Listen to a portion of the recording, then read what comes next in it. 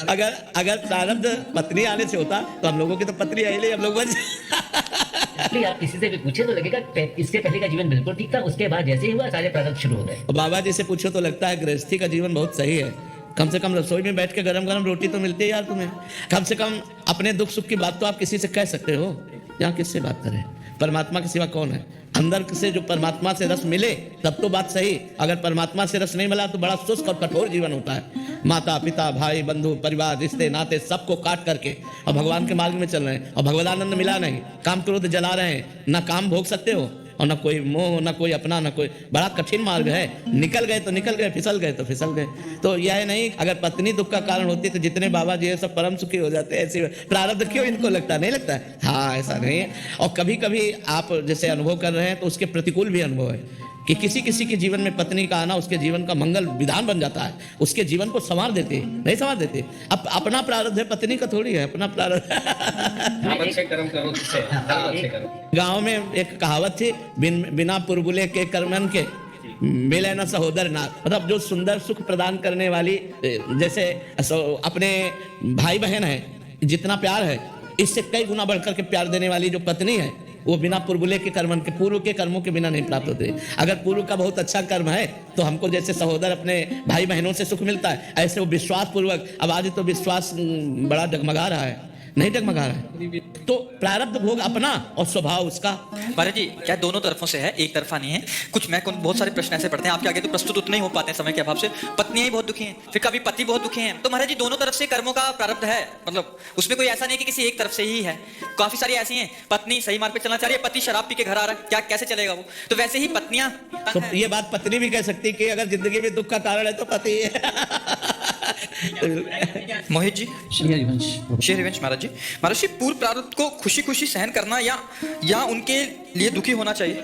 ऐसा बुरा प्रारब्ध आता है कि एक बात ही सुहाई देती, क्या प्राण त्याग दूं इस समस्या से बचने के लिए? ऐसा भी प्रारब्ध आता है। उस समय केवल भगवान भगवान, हरि स्मृति सर्व विपद विमोक्षणम। भगवान का स्मरण, भगवान का भजन उस समय साधक को बचाता है जब बुरा प्रारब्ध आता है।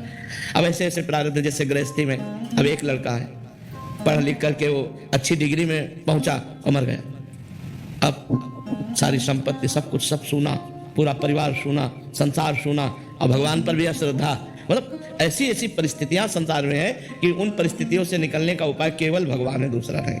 अगर भजन नहीं है तो परिस्थितियां मिटिया मेट कर देंगी, ऐसी भी परिस्थिति आती है। तो इसलिए हमें लगता है सुख और दुख, सुख सह जाए अभिमान ना आवे और दुख सह जाए हम उसमें नष्ट ना हो, ये भजन से बल मिलता है। और ये सबके जीवन में सुख और दुख दोनों आते हैं, इसलिए सबको भजन करना चाहिए। नाम जप भगवान का अवश्य करना चाहिए, भगवान की पूजा आराधना अवश्य करनी चाहिए, जिससे हमारा जीवन मंगलमय कट जाए। देखो, आनंद की बाढ़ आ रही थी अयोध्या में।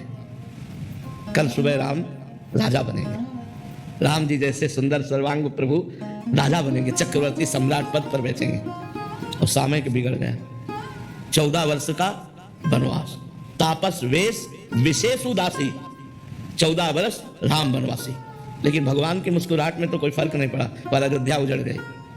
दशरथ जी के प्राण चले गए, माताएं विधवा हो गईं, पूरी अयोध्या राम जी के वियोग में 14 वर्ष ऐसे उदास, ऐसे खिन्न कि भोजन अच्छा न लगता। राम जी सबके प्राण थे, समस्त अयोध्यावासियों। तो भगवान ने लीला करके दिखाई है कि जब भगवान के उपस्थिति में ऐसी ऐसी विपत्तियां आ गई तो हम लोग तो भगवान के रचे हुए मनुष्य हैं, हमारे जीवन में बराबर सुख कैसे रह सकता है? तो इसलिए भगवदानंद में हम दुख सह सकते हैं। तो भगवान का जब नाम जप करेंगे, अच्छे आचरण करेंगे तो हमारी बात बनेगी, नहीं तो ये संसार बहुत दुखमय है। पता नहीं आपको दिखाई देता है कि नहीं? सबसे बड़ा दुख है कि हम कब मर जाए, भरोसा नहीं। और मर गए तो लड़का बच्चा परिवार मकान दुकान बैंक बैलेंस सब यही पड़ा है। सबसे बड़ा डर वही है। हाँ, वही, मतलब कि कब मर जाए कोई भरोसा नहीं। तो इसलिए हर समय राधा राधा राधा नाम जप करें तो हमारा, अगर हम अभी मर जाते हैं तो हम भगवत प्राप्ति हो जाएगी, हमारा जन्म मरण से मोक्ष हो जाएगा।